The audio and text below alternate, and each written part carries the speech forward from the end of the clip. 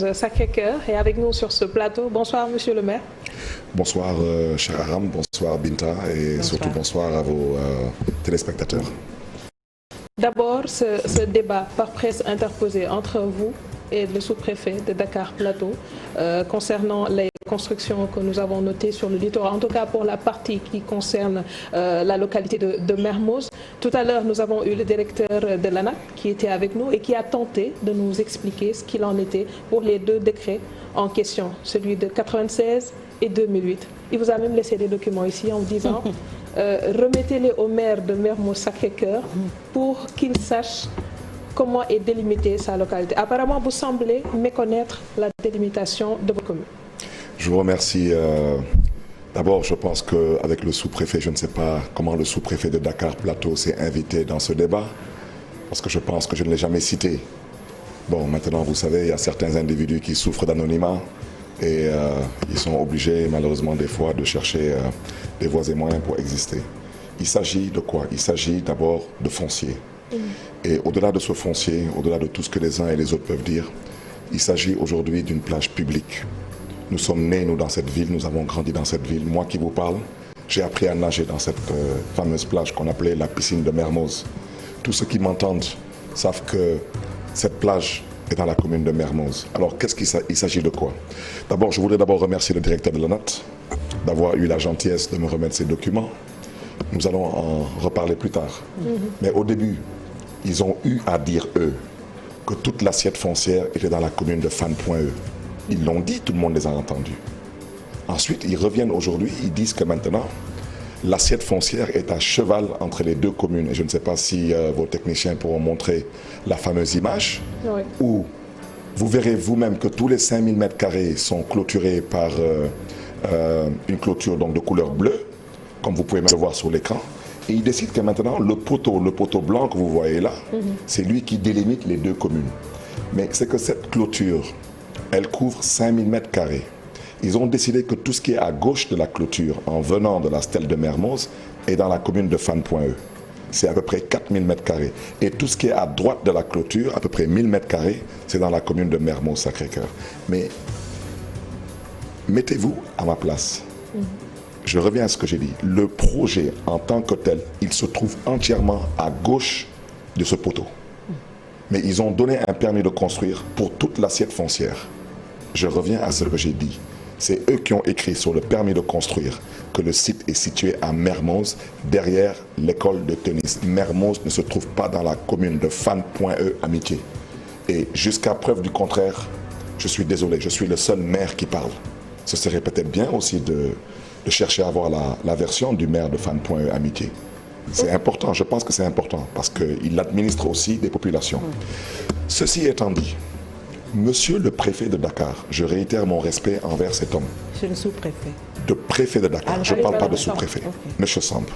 Monsieur Samb est venu sur ce site, il m'a convié par le biais de madame le sous-préfet des Almadies. Quand je suis arrivé, je vous fais part des propos de monsieur le préfet de Dakar. Il m'a dit, monsieur le maire, je suis venu sur instruction de monsieur le ministre de l'Intérieur pour faire un état des lieux, lui faire un compte-rendu et je vous reviendrai. Je lui ai bien indiqué, je lui ai dit, monsieur le préfet de Dakar, l'administration, ce sont des écrits. Donc quand vous aurez terminé d'échanger avec monsieur le ministre de l'Intérieur, vous voudrez bien me faire un compte-rendu par écrit. Grande fut ma surprise de me réveiller le lendemain matin et de voir ces gens continuer leurs travaux. Qui sont ces gens? Ces gens, d'abord, c'est Certem. Mais qui est Certem? Certem, c'est eux qui construisent actuellement les tours de la caisse de dépôt et de consignation signée sous Aliou Sall. Qui est Certem? Certem, c'est eux actuellement qui construisent le projet de Azalaï. Azalaï, je rappelle que le président Macky Sall a retiré cette assiette foncière à un certain, je crois, Haïdara Sylla, qui était avec l'ancien régime. Et c'est là-bas que devait être érigée l'ambassade de Turquie. Et M. Macky Sall avait bien dit qu'il avait entendu les populations et que ça allait cesser. Alors, comment aujourd'hui ce régime s'est permis de retirer ça à l'ambassade de Turquie et de le redonner à Azalaï et chercher à savoir qui est Azalaï et pourquoi Certem y construit. Donc, Certem... Azalaï, c'est une chaîne d'hôtels. C'est très bien. Ouais. Mais Certem, aujourd'hui, je veux que les Sénégalais sachent que M. Djibi Diallo, fonctionnaire international aux Nations Unies, a été attributaire par voie de bail de 5000 m². Pas de 4000 ni de 2325, de 5000 mètres carrés. Alors aujourd'hui, il se retrouve avec 2325 mètres carrés. La structure certaine elle-même a confirmé à travers un communiqué qu'elle a un projet de co-développement avec M. Djibi Diallo. C'est illégal. Un bail est un contrat de location. Et j'ai indiqué aussi à monsieur le préfet tout de même du département de Dakar que vous ne pouvez pas aujourd'hui autoriser un projet de cette nature sans qu'il y ait une étude d'impact environnemental. Il faut tout de même appeler les populations, leur demander leur point de vue et recueillir aussi leur point de vue. C'est important. Et je terminerai par un point. Regardez ce qui s'est passé hier au Mamel. Hier au Mamel, la DESCOS est venue et a cessé les travaux. Est-ce qu'ils ont attendu à ce que le droit soit dit pour arrêter les travaux? Non, ils n'ont pas attendu. Est-ce qu'ils ont attendu à ce que M. le préfet de Dakar termine ses séances de travail avec le ministre de l'Intérieur? Non. Alors, parce que là-bas, ce sont des Sénégalais et des Sénégalaises comme vous et moi qui sont retrouvés avec des petites parcelles de 180 mètres carrés, 200 mètres carrés, les pauvres. Qui font du jardinage pour la plupart. Et eux, on arrête leurs travaux. Mais pendant ce temps, sauf que quelque part, les géologues ont eu à alerter sur ce... Mais bien sûr, mais ils ont arrêté ou pas? Est-ce qu'ils ont attendu à ce que le droit soit dit? Non. Et là, sur les 5000 mètres carrés, comme c'est une brochette de privilégiés, eux, on leur apporte la police pour les protéger contre une mairie qui porte un contentieux.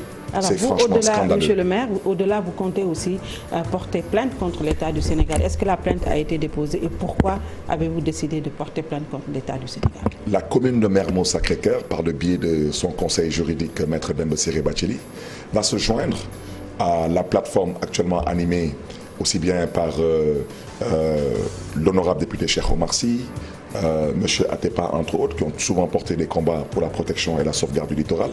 Et hier, SOS Littoral. SOS Littoral, et je pense qu'il y a aussi une autre structure, je crois, dénommée Pearl, si je ne me trompe pas. Pearl. Donc nous, on va s'associer à ces gens avec nos arguments. Et aujourd'hui, j'ai raccroché avec mon ami Kilefeu de Yanamar. Ils sont déjà mobilisés, ils sont sur le pied de guerre, ils vont s'organiser. Hier, j'étais avec mon frère et ami de frappe, Guy Marius Sagna, et j'ai déjà indiqué qu'il faut sensibiliser le mouvement Aar Li Ñu Bokk parce que cette mer, ñoo ko bokk. Donc, Denke Aar. Donc, Aar Li Ñu Bokk sera dans la danse. Et comme le président Macky Sall, bien sûr, est vers un déconfinement progressif, la vie doit reprendre ses droits. Donc, les luttes syndicales, sociales et politiques aussi devront reprendre leurs droits. Parce que ce qui se passe présentement dans ce pays est scandaleux, il est ahurissant. Mais qu'est-ce qui se passe justement? Mais ce qui se passe aujourd'hui, c'est qu'il n'y a pas de gestion sobre et vertueuse. Et c'est surtout pas la patrie avant le parti, c'est plus la République des copains et des coquins, bien avant la patrie et le peuple sénégalais, qui aujourd'hui, le pauvre peuple, est spolié de façon totalement honteuse et humiliante. Vous voulez qu'on restitue les terres de la place de Mermoz où vous avez un projet que vous voulez exécuter sur place? Qu'est-ce qui est prévu sur ceci? Mais écoutez, je pense que concernant le DPM, vous savez, j'ai indiqué parce que on veut faire croire aux Sénégalais que tout a commencé avec le régime de Macky Sall. Non, je suis socialiste. Oui.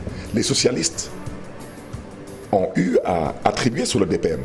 Mais je vous invite à commencer à partir du port et vous descendez jusqu'au méridien président. Aujourd'hui, il y a des projets, comme par exemple, vous prenez le méridien président, ça n'a jamais été une plage. Vous prenez aujourd'hui le Sea Plaza, le Radisson, ça n'a jamais été une plage. Donc, à la limite, même ces projets sauvegardent la côte contre l'érosion. C'est important. Mais sous le régime socialiste, vous connaissez le restaurant Le Lagon, c'est un ponton, c'est démontable. Le Terroubi, sous le régime socialiste, ils avaient un permis d'occuper. Il n'y avait que la Cour suprême actuelle qui était, je pense, avant comment dirais-je encore, c'était un musée. Oui. Mais c'est quand le président Abdoulaye Wade est arrivé, il y a eu Magic Land ainsi que d'autres structures.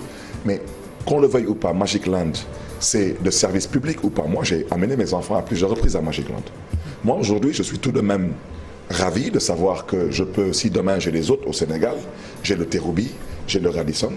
Moi, aujourd'hui, quand je vois un centre commercial comme le Sea Plaza, ça me fait plaisir de savoir que Dakar a ses infrastructures. Mais comment un homme, à lui seul, tout seul, il est attributaire de 5000 mètres carrés? Alors, je suis désolé quand on me dit qu'il a rendu des services à la nation.